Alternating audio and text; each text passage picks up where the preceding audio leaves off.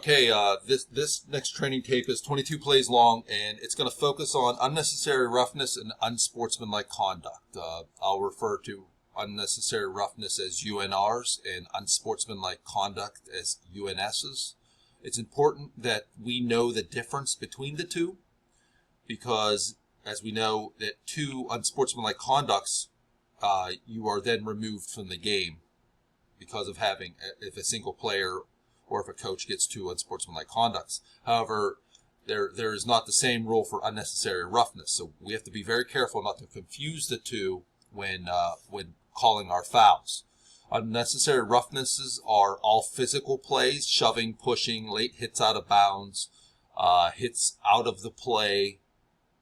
That sort of action is deemed unnecessary roughness. Where unsportsmanlike conduct is all, I'll say, verbal. It's taunting. It's spinning the ball. It's throwing the ball way in the air. It's throwing the ball in an opponent's face. Those are actions that are unsportsmanlike conduct. So we'll take a look at a few of these, and we'll discuss why or why not these fouls are unsportsmanlike conducts or unnecessary roughness. So this first play we're going to watch, it's going to be a run to the bottom of the screen. We're going to talk about late hits out of bounds. So our philosophy for late hit out of bounds is we need at least 1 foot in the white. Okay, so if we have 1 foot in the white, clearly in the white, it's not, as the foot is touching the white, because we have to allow the defender an opportunity to avoid the contact if they're going to try to avoid the contact in the white. So if there's a 1 foot clearly in the white and there is forcible contact that knocks the runner down out of bounds, that's a foul for late hit out of bounds. If the contact starts in bounds and the defender continues to drive the offensive player out of bounds and lets go, we're not going to call that for a late hit out of bounds. However, if the contact starts in bounds and then when they get out of bounds, there's a second act by the defender, and there's a play here that illustrates that, that instance would be an instance where we would have a unnecessary roughness for a late hit out of bounds. So let's take a look at this first play, and we'll watch what happens in number 24. The contact starts in bounds, but we have what we call as a second act here. Okay, so we'll wind it back a little bit further and we'll watch. So as I talked earlier, right here, right about here, we have contact in bounds. So he's allowed to drive him out of bounds, to get him out of bounds. But what happens here is now we have a second act where he picks him and slams him to the ground. So that second act is totally unnecessary and is grounds for a correct call here for a late hit out of bounds. We'll play it again.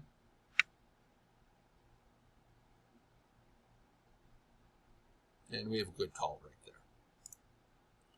We can watch it from the end zone view.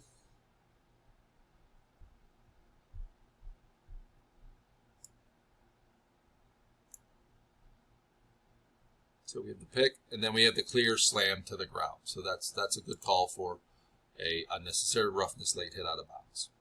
So let's take a look at this next play. And I use the term forcible contact whenever the foot's in the white, because you don't always have to knock the player to the ground. You can knock him into the bench, or in this case right here, the defender forcibly knocks the player into the coach, and the coach catches the player. So again, we're watching at the bottom of the screen with the quarterback, and there's a forcible hit where if that coach didn't catch him, you can make a point that he's going to go flying over the bench. And do we have a foot clearly in the white whenever the contact happens? Let's see if I can pause it right when it happens. So the contact happens here. We have a foot clearly in the middle of the white here. And I know it's easy for me to stop this, but as a wing and a deep wing here, this is something we should be looking at. And as the referee, mechanically speaking, I'd like to see the referee a lot closer here to the quarterback, because that's your baby. I know you're starting on the far hash probably. You got to hustle to get to this quarterback because you have to have a say on what happens to this quarterback. Let's watch it again, full speed. Foot clearly in the white, forcible contact. This should have been a foul for a late hit out of bounds. Let's watch it again from this angle. Here goes the quarterback. He's out of bounds. He gets popped pretty good. So we'd support a flag there for a late hit out of bounds. So contrary to that, let's look at a good no call for late hit out of bounds, and let's explain why it's a good no call. So we have a punt here. It's picked up. Where does the contact happen? It happens inbounds, and there's no second act right here. Okay, let's watch it again. Contact happens inbounds. He continues to drive him in a normal tackling motion. There is no second act here. He remains engaged. He does not pick up the player and slam him. He just contacts him. They so happen to come out of bounds in the white together. It looks a little bit awkward, but this is a great job by this crew for not calling a late hit out of bounds on this play.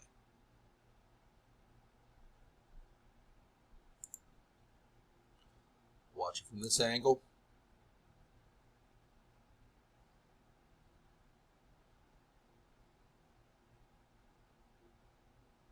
See how the contact starts inbounds?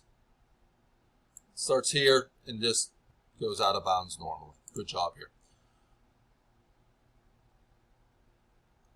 Now we're going to watch the end of this play, and this is where we can't relax. And I've talked about it a few times earlier in the tape. I think there are times that we worry too much about the ball. Anytime that our players are moving, we should have our eyes focused on them and not worried about the ball. So here's a play where we have an interception, a big play in this game, right? Everyone's excited, right? We have this player pointing, but look what happens in the middle of the field. Watch this player who's moving back towards his own goal line. He's not stopping. Watch what he does. Gets up, knocks him to the ground. Thank God we had an excellent dead ball officiating exhibition by this head linesman, because he pretty much saves the crew here. He's not watching the ball. He's watching the players. Okay, watch. He gets this foul for unnecessary roughness here. That's superb dead ball officiating. I would hope that the umpire maybe saw this, and he may have. I can't tell if the umpire threw a flag. We'll be able to tell here. You can see number 72 go in and knock him down. And then you see the flag come in. You know, what I don't understand here is we have a umpire looking right at it. We could potentially have a referee. No, I don't know why the referee's looking to the sideline. Is he looking at the sticks?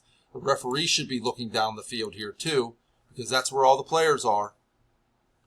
So here are two instances where, you know, thankfully our head linesman, and, you know, the other person that could have it is the deep wing on that side. So thankfully the head linesman, who's probably the furthest away from this on this play, gets this call. And this is why we don't subscribe to the adage of fish in our own pond. Okay, this is where the head linesman stepped up, staved the crew, and did an excellent job here. Okay. I've talked a lot about, maybe not on these films, but my philosophy on dealing with coaches. Okay, I always try to walk them back, and you know, if they have an argument, I walk them back to the sideline. Obviously, there are times where you cannot continue to do that. You have to tell the coach, you know, coach, we can have the discussion in the white, but we have to be aware of the situations here. So here we have an extra point or a field goal is good, but look at the coach. He's already out in the field, and this is where we have to make a determination. Is he yelling at his players, or is he yelling at us? We have to make that quick. Obviously, it's pretty quick. His eyes are here. His eyes are here. He's yelling at us.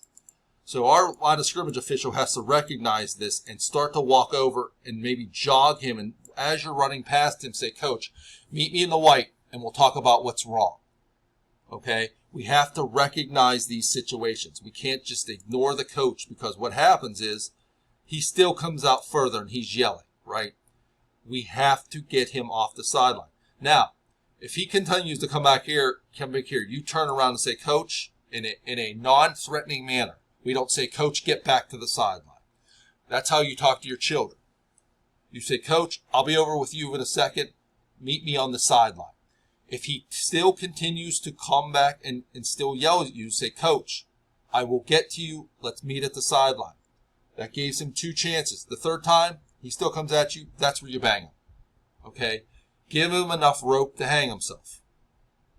Okay, so that's a situation here where we do preventive officiating, but we're not even acknowledging him at this point. We have to acknowledge him, or it's just going to get worse for us, not only in this game,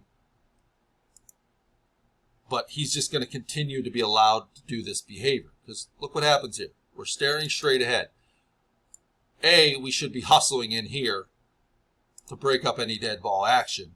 And B, you can see, don't worry about writing down on your card. Be aware of the situation that's going around. Okay?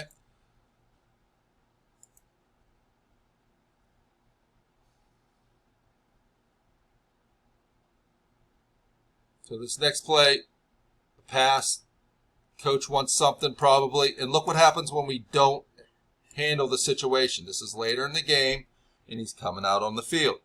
Okay, we can't continue to ignore him. I'm not sure why this line of scrimmage official is running onto the field, maybe to spot the ball. It's not as important as you turning around and dealing with this coach and getting him off the field. If you had given him a sideline warning earlier and told him to stay off the field, again, this is another situation. Coach, I talked to you about staying on the sideline. You can only give them so much leeway. Okay. At some point or the other, we have to step up and enforce the rules. We handle it in our ways that I've taught you about walking them to the sideline, having a questioning attitude, working with them. But at some point, if they don't want to work with you, you have to deal with the situation, or you're going to have a coach like this who's going to be upset all game, and then you're going to have a coach on the other sideline who's a church mouse, and he's going to get upset because you're allowing this coach to walk all over you. Okay? It's a way to have a game get totally out of hand.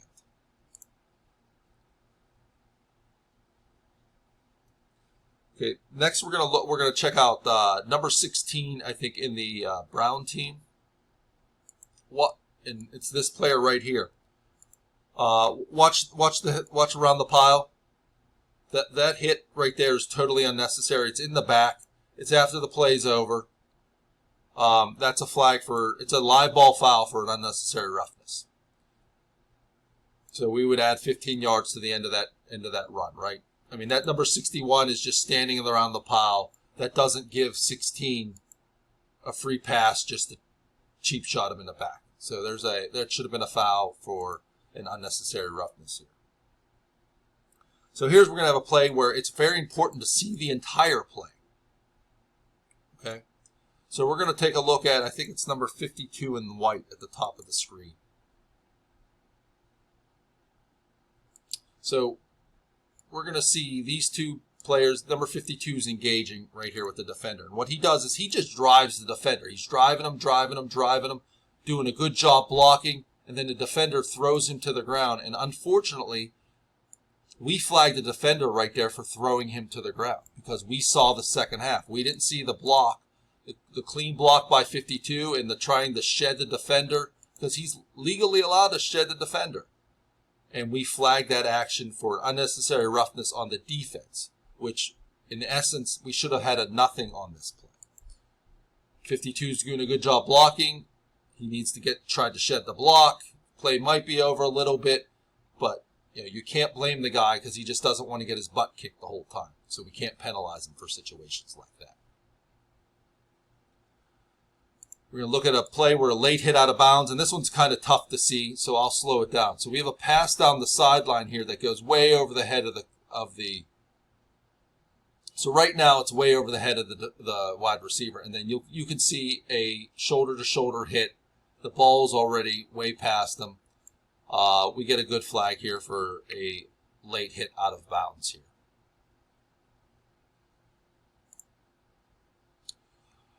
Next is a good illustration why we do not take breaks on extra points. And mechanically speaking, referees, you shouldn't be straight in line here with the holder. You got to be back, I would say, about 5 yards back. That way you can watch the blocking over here and keep the holder in your same frame of reference. But right up the middle, you're going to see a defender come run and try to block the kick. makes a big hit right there. We'll wind it back. But then gets a little upset and shoves number 52 in the back. Totally unnecessary. Good job here by this crew to get this foul and to get in here. I would like to see a little bit more hustle here by the head linesman. Just walking in whenever we could have a potential volatile situation. We need to do a little bit better job here in getting in. But overall, that's a good job by that crew. We're going to look at the end of the punt and the action by the a member of the kicking team here. So we have a punt that gets picked up by a grounded defender. He totally has possession. Then we have number 52 jump on and pile on. He totally has, this isn't the NFL where you need to touch him while he's down. He may make a case that, hey, I didn't know the ball was in possession, but they have to know. Like, this is totally and utterly unnecessary. And we do get a flag here from the bottom of the screen for a late hit for piling on, which is a good call. Next play, we're going to talk about a good no call for unsportsmanlike conduct. And let's talk about unsportsmanlike conduct. We're going to allow brief outbursts of celebration with teammates or celebratory things that aren't throat slashes, gun shooters, six shooters, pointing into the face of the opponent. We're not going to let them get to where the NFL is, but we're going to let them have a little bit of fun because that's what football is for a lot of these players. It's fun. So here we have a situation. We have a long pass where the receiver makes a great catch. He gets up. He doesn't spike the ball. First off, that's not a spike. He just drops the ball down. A spike is I don't know if you remember Walter Payton picking up the ball and slamming it down. I'm probably dating myself here. That's not a spike, so we don't have anything there. He points first down. He doesn't do it in the face of a defender. He doesn't make a mockery of any defender. So we're going to allow this brief show of enthusiasm here. And the crew does a good job here not calling an unsportsmanlike conduct here. Next play, we're going to look at the wide receiver at the top of the screen, and you saw the hit already on number 10 in the blue. It's a good job here for not calling targeting. So, yes, the defender's coming in for a punishing hit, but you look, he turns to the side and he hits the wide receiver in the shoulder. Okay? We didn't have any contact to the head or neck area, which would rise to the level of targeting. The hit is not late. So this is a great job here by the crew not to call targeting. This is a play that we could have handled better. Okay, and this one is, I'll say, out of all the tapes I've done, is probably the most disappointing aspect. So we have a play where there's a little bit of a tie-up after the game, and you see already number 78. He does. I don't know if there's a fumble or not, but he goes into the pile, which there is a fumble. The defense recovers, so 78's on the ground. Okay, and what I don't understand is how we have 1, 2, 3, 4. We have 4 people looking in here. What we do get is a flag on number 78. Okay? At the end of the day, we do get a flag by the referee. And as some of you have known from my past experience, I am very anti-throwing players out unless it's warranted. And this is warranted. Okay? This is a deliberate kick to the face by number 78 right there. And thankfully, we didn't flag this player for that little shove, because if we would have had an offset here, it would have made it even worse. So what should have happened on this play is we should have had a flag, yes, like we did for unnecessary roughness for number 78, but number 78 should have been ejected from this game and not been allowed to play anymore for that action, for that kick to the face. I'll play it again. And I just noticed something. I don't understand at the end of this play why the head linesman's looking upfield at the bottom of the screen, misses some of the action, is walking in, and then we just see that kick to the face. So it's very disappointing that we didn't throw out this player here. Here's another play at the bottom of the screen, a long pass. It's another good instance of not calling targeting. Okay, we're looking for forcible contact on a defenseless player to the head or neck area. And as you'll see from this hit, it's all in the shoulder. Yeah, he does. There's a slight like crouch to him, but he hits him square in the shoulder. It's not to the head or neck area. I'm sure this guy's a little ticked off right here. Oops, excuse me. But it's a great job by this crew not to call targeting on this play.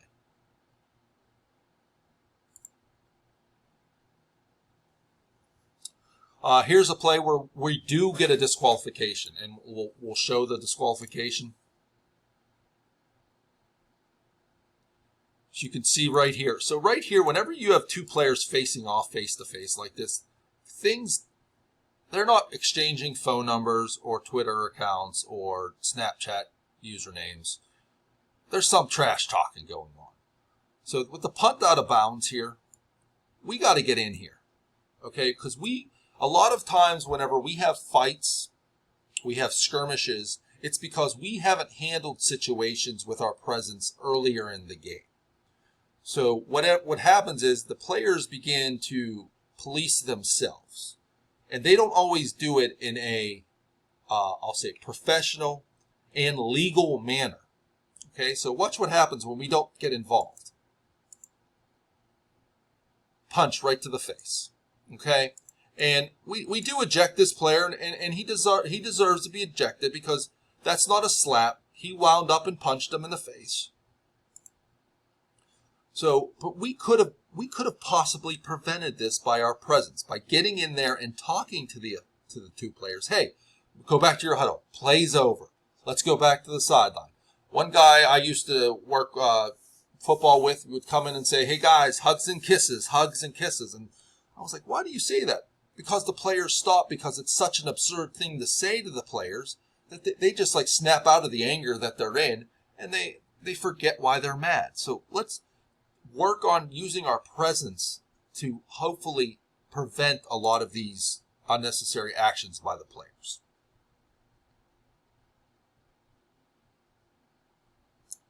We're going to look around the 45-yard line. It's going to be down in this area of the screen on the return.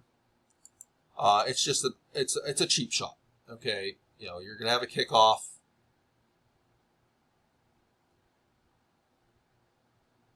Hopefully we'll see it. You can see him lining them up right here, right? The player's down, tackled, boom, knocks him to the ground.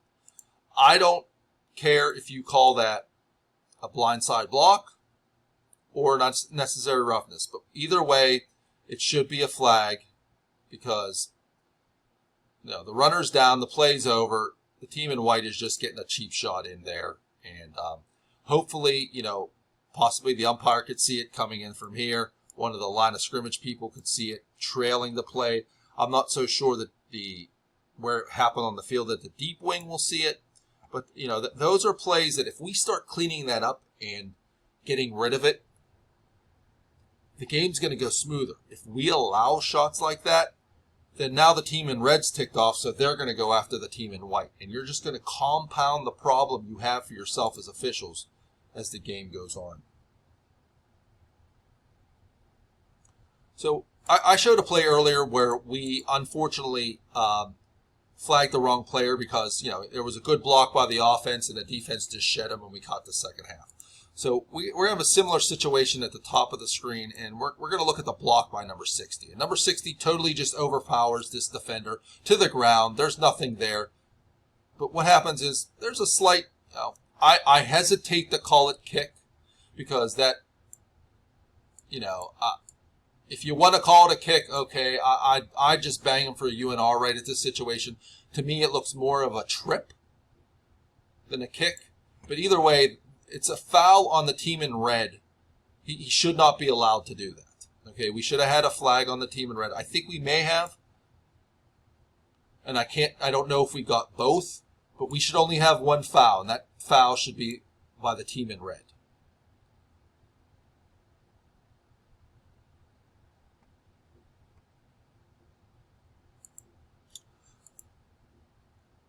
So I talked a little bit about what head coaches, what we want to do with head coaches. Here's a situation with another head coach that we can do better about walking him back because I think he was mad about a potential leaping foul on this play.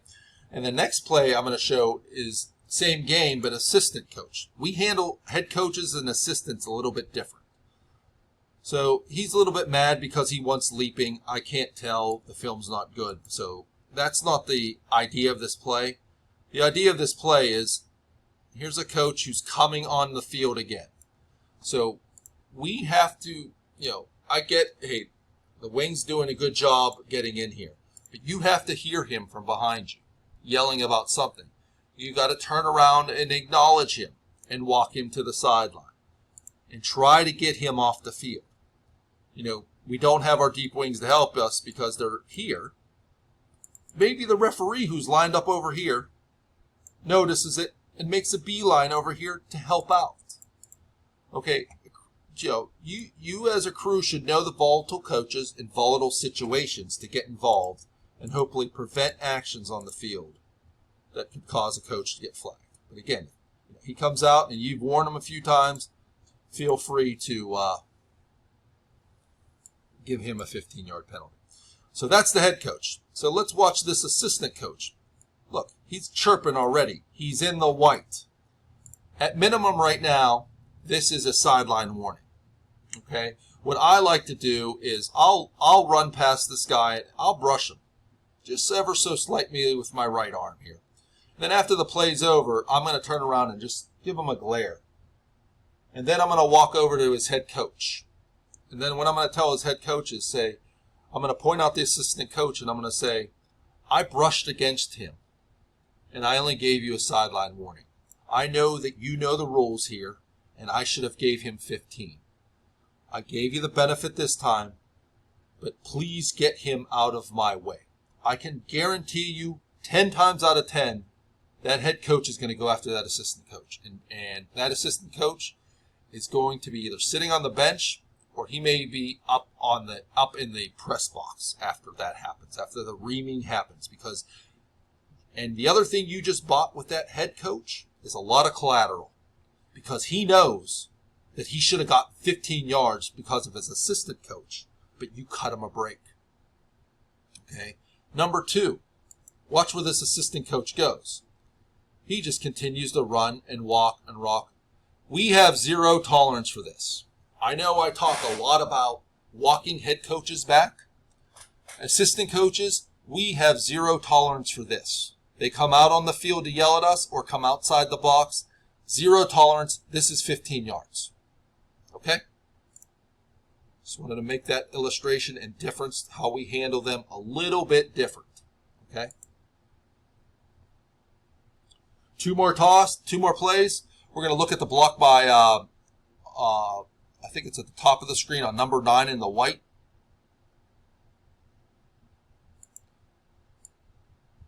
So it's this block by number 55. Okay?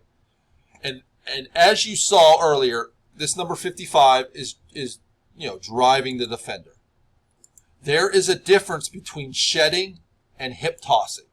Okay, this is like a difference between a push down and a takedown when holding happens. The defender is allowed to shed the block, but he is not allowed to hip toss him like this. That is dangerous and is a foul for unnecessary roughness. He can shed him, but he cannot throw him like that. Okay, so in this case, we'd want a foul for unnecessary roughness on the defense. Last play. We're going to show and illustrate. This was on an earlier tape, but we have a great catch here by the defense. Again, we talked earlier about the mechanics of the deep wing here, but let's watch what happens right here. We have a touchdown. We have a point. Hey, he's not taunting anyone. We're allowed brief excitement opportunities here. But what we don't allow, I showed earlier where the guy pushes the ball down. That's not a spike. Let's watch this. That's a foul. If he just flicks the ball over his shoulder, we can talk to him. When he throws the ball up in the air like this, that's an automatic UNS. He's showing the player up. That we don't have room in the game for that kind of action. We're okay with the points, but not with the ball throw up in the air. All right, well, I appreciate you taking the time to watch this video. Hopefully you understood a little bit better the difference between unnecessary roughness, unsportsmanlike conduct, and all the fouls, the different categories of them associated. And I hopefully that I also expanded your knowledge on how to handle coaches in situations where it becomes a little bit volatile. Again, if you want, continue to subscribe to my YouTube channel, and you'll get automatic notification whenever videos are put out. Best of luck to you in the coming weeks, and if you have any questions, leave them in the comments, and I'll be glad to answer any and all your questions. Thank you.